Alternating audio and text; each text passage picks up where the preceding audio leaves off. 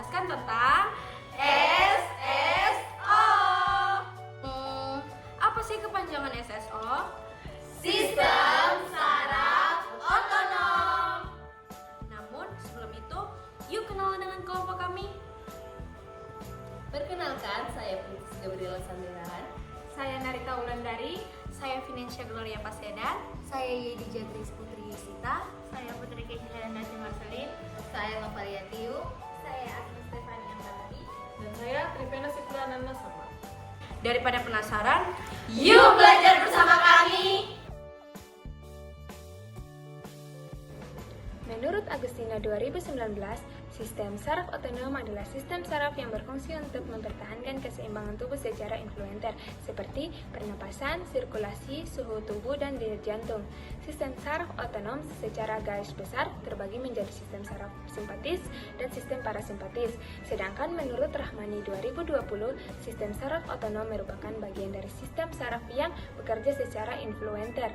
Saraf otonom mengatur fungsi vital seperti fungsi respirasi, sirkulasi, digesi, sekresi, dan reproduksi. apa sih SSO itu? Nah, SSO adalah sistem saraf yang mempersyarafi organ dalam tubuh seperti kelenjar, pembuluh darah, jantung, lambung, paru-paru, usus, dan ginjal. Sistem saraf otonom terdiri atas dua jenis, yaitu simpatik dan parasimpatik. Apa sih saraf simpatik itu? Menurut Yulia tahun 2019, saraf simpatik adalah saraf yang bekerja untuk merangsang atau memacu kerja organ-organ tubuh. Lalu, apa sih saraf parasimpatik itu? Nah, saraf parasimpatik adalah saraf yang bekerja menstabilkan kembali aktivitas organ-organ tubuh tersebut. Pada parasimpatik, prinsip kerja organ mata yaitu mengecilkan pupil. Sedangkan pada simpatik, prinsip kerja organ mata yaitu memperlebar pupil. Pada parasimpatik, prinsip kerja organ kelenjar ludah yaitu menstimulasi aliran ludah. Sedangkan pada simpatik, prinsip kerja kelenjar ludah yaitu menghambat aliran ludah. Pada parasimpatik, prinsip kerja organ jantung yaitu memperlambat detak jantung. Sedangkan pada simpatik, prinsip kerja organ jantung yaitu mempercepat detak jantung. Pada parasimpatik, prinsip kerja organ paru-paru yaitu memperlebar bronkus. Sedangkan pada simpatik, prinsip kerja organ paru-paru yaitu mengerutkan bronkus. Pada parasimpatik, prinsip kerja organ lambung yaitu menstimulasi gerak peristaltik dan sekresi. Sedangkan pada simpatik, prinsip kerja organ lambung yaitu menghambat gerak peristaltik dan sekresi. Pada parasimpatik, prinsip kerja organ hati yaitu menstimulasi pelepasan bilus. Sedangkan pada simpatik, prinsip kerja organ hati yaitu menstimulasi perubahan glikogen ke glukosa. Pada parasimpatik, prinsip kerja organ kantung kemih yaitu mengerutkan kantong kemih. Sedangkan pada simpatik, prinsip kerja kantong kemih yaitu menghambat kontraksi kantong kemih. Berdasarkan penjelasan yang telah dipaparkan tadi, dapat disimpulkan bahwa Saraf parasimpatik dan simpatik bekerja secara berlawanan. perbedaan saraf parasimpatik dan simpatik menurut Sasmita tahun 2020 adalah: Secara definisi, saraf simpatik adalah salah satu divisi utama dari sistem saraf otonom yang berfungsi untuk mengaktifkan respon lawan. Sedangkan parasimpatik adalah rangkaian saraf antagonis lain dari sistem saraf otonom yang mengatur organ visceral. Berdasarkan asal, saraf simpatik berasal dari daerah kranial dan sakral dari sistem saraf pusat. Sedangkan parasimpatik berasal dari daerah kranial, toraks, dan lumbar dari sistem saraf pusat. Berdasarkan peran, saraf simpatik berperan sebagai relaksasi tubuh, sedangkan saraf parasimpatik berperan sebagai mempersiapkan tubuh untuk melakukan aktivitas fisik yang intens. Secara tindakan, parasimpatik respon lambat, sedangkan parasimpatik respon cepat. Nah, di sini saya akan menjelaskan tentang fisiologi dari SSO. Sebelum itu, apa sih fisiologi itu? Fisiologi adalah cabang-cabang biologi yang mempelajari tentang sistem kehidupan. Pada SSO atau sistem saraf otonom ada yang kita kenal sebagai neuron transmitter. Apa sih neuron transmitter itu? Neuron transmitter ialah senyawa kimia dalam tubuh yang berfungsi membawa dan mengirimkan neuron ke seluruh jaringan tubuh. Neurotransmitter baik yang simpatis dan parasimpatis berbeda ya. Pada simpatis neurotransmitter disebut sebagai norepinefrin atau singkat dengan NE. Dan pada parasimpatis neurotransmitter disebut dengan asetilkolin atau singkat dengan ACH. Selanjutnya ada juga yang kita kenal sebagai reseptor. Apa sih reseptor itu? Reseptor ialah molekul protein yang menerima sinyal dari luar sel. Singkatnya, neurotransmitter sebagai pengirim pesan dan reseptor sebagai penerima pesan. Sama halnya dengan neurotransmitter, reseptor juga pada simpatis dan parasimpatis berbeda ya. Pada asetilkolin terdiri dari reseptor muskarinik dan reseptor nikotinik. Muskarinik terbagi menjadi dua tipe lagi, yaitu tipe pertama dan tipe kedua. Pada norepinefrin terdiri dari reseptor alfa dan reseptor beta, di mana reseptor alfa berada pada pembuluh darah dan reseptor beta berada pada jantung. Reseptor alfa terbagi menjadi dua, yaitu alfa 1 dan alfa 2, sedangkan reseptor beta terbagi menjadi tiga, yaitu beta 1, beta 2, dan beta 3. Jadi obat bisa saja bekerja pada neurotransmitter dengan memicu atau menghambat reseptornya. Untuk letak dan efeknya akan saya jelaskan pada slide berikut. Bisa dilihat pada slide tersebut itu di mana letak dan efek-efeknya. Nah, pada muskarinik tipe 1 dan tipe 2, efek yang dihasilkan ialah kontraksi pupil, penurunan denyut jantung, kontraksi bronkus, dan peningkatan motilitas sel cerna. Dan pada norepinefrin ada reseptor alfa dan beta. Nah, di sini saya akan jelaskan efek dari reseptor alfa 1. Di situ tertulis vasokonstriksi otot polos atau kecuali otot polos khusus vasodilatasi, dan menstimulasi si sel-sel kelenjar atau meningkatkan sekresi liur dan keringat. Dan pada alfa 2 tertulis menghambat pelepasan norepinefrin, dan pada saraf-saraf adrenergik dengan turunnya tekanan darah. Mungkin juga pelepasan asetilkolin pada saraf polinegris pada usus terhambat sehingga turunnya peristaltik. Kita lanjut ke reseptor beta.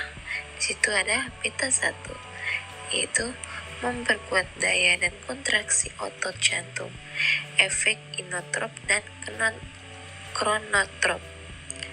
Dan pada beta 2 di situ tertulis bronkodilatasi dan stimulasi metabolisme glikogen dan lemak. Sedangkan pada beta 3 memperantai liposis dalam jaringan lemak. Seperti yang dijelaskan tadi, reseptor SSO simpatis ada alfa 1, alfa 2, beta 1, beta 2, dan beta 3. Di sini saya akan menjelaskan di mana saja letak reseptor-reseptor tersebut. Kita mulai dari alfa 1. Tertulis di situ, alfa 1 terletak pada otot polos pembuluh darah, sel kemih, kelamin, dan peredaran dari jantung. Sedangkan pada alfa 2 letaknya pada ujung saraf adrenergik, sel-sel efektro pada otak, beta pankreas, dan platelet. Pada beta 1 terletak pada jantung, beta 2 terletak pada bronkus, peredaran darah, sel cerna, dan sel kemih. Dan pada beta 3 terletak pada jaringan adiposa.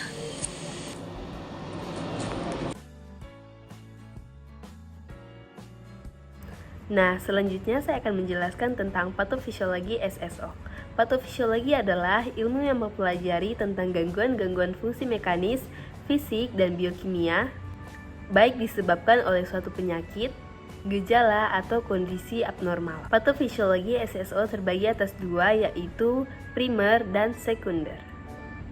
Penyakit atau gangguan SSO primer yang pertama adalah neurokardiogenik sinkop, yang disebabkan oleh penurunan mendadak pada denyut jantung dan tekanan darah yang menyebabkan pingsan, seringkali akibat reaksi dengan pemicu stres. Gangguan SSO primer yang kedua adalah postural orthostatic tachycardia syndrome atau POTS, yang artinya gejala yang berkaitan dengan berkurangnya volume darah yang terjadi ketika berdiri. Sindrom ini biasanya dipicu ketika seseorang berdiri dari posisi berbaring. Gejalanya termasuk kepala terasa ringan, pingsan, dan detak jantung yang cepat, yang akan merasa lega ketika kembali berbaring. Gangguan SSO primer yang ketiga adalah multiple system atrophy atau MSA, yang artinya penyakit degeneratif yang dapat menyebabkan kecacatan bahkan kematian.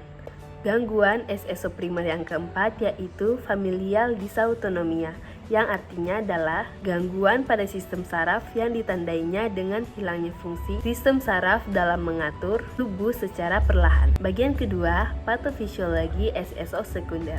Penyakit yang pertama yaitu penyakit Parkinson. Penyakit Parkinson adalah suatu gangguan sistem saraf pusat yang mempengaruhi gerakan yang seringkali disertai dengan tremor. Kerusakan sel saraf di otak menyebabkan tingkat dopamin turun sehingga berujung pada gejala Parkinson. Parkinson sering diawali dengan gejala tremor pada satu tangan. Gejala lain adalah gerakan yang lambat, kekakuan, hingga hilangnya keseimbangan. Penyakit yang kedua yaitu penyakit keliak. Penyakit keliak adalah penyakit saluran pencernaan yang disebabkan oleh reaksi sistem imunitas yang tidak normal terhadap gluten. Gejala dasarnya adalah diare, gejala lainnya termasuk kembung, buang gas, kelelahan, kurang darah atau anemia, dan osteoporosis. Penyakit yang ketiga yaitu penyakit Lyme, yang adalah penyakit akibat infeksi bakteri yang ditularkan melalui gigitan kutu.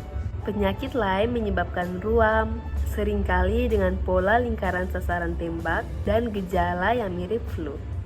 Nyeri sendi dan lemas pada tungkai juga seringkali terjadi. Yang keempat ada sindrom Guillain-Barré, yang artinya gangguan langkah yang terjadi akibat sistem kekebalan tubuh yang menyerang saraf. Gejala berawal dengan lemas, kesemutan pada bagian kaki dan telapak kaki yang menyebar ke seluruh tubuh bagian atas. Kelumpuhan pun bisa terjadi loh. Penyakit yang kelima yaitu amyloidosis. Amyloidosis sendiri adalah penyakit langka yang terjadi akibat penumpukan zat amyloid di jaringan tubuh. Gejalanya tergantung dari organ yang terkena. Dapat berupa pembengkakan, kelelahan dan lemah, sesak napas, dan mati rasa, kesemutan atau nyeri di tangan atau kaki. Penyakit yang keenam yaitu multiple sclerosis. Penyakit ini berpotensi melumpuhkan otak dan sumsum tulang belakang atau sistem saraf pusat. Penyakit ini menyebabkan banyak gejala yang berbeda termasuk hilangnya penglihatan, nyeri, rasa lelah, dan gangguan koordinasi pada bagian tubuh. Penyakit ketujuh yaitu miastenia gravis, yang artinya pelemahan otot tubuh akibat gangguan saraf dan otot. Gejalanya berupa lemah pada otot lengan dan otot kaki, pandangan ganda, serta kesulitan berbicara dan mengunyah.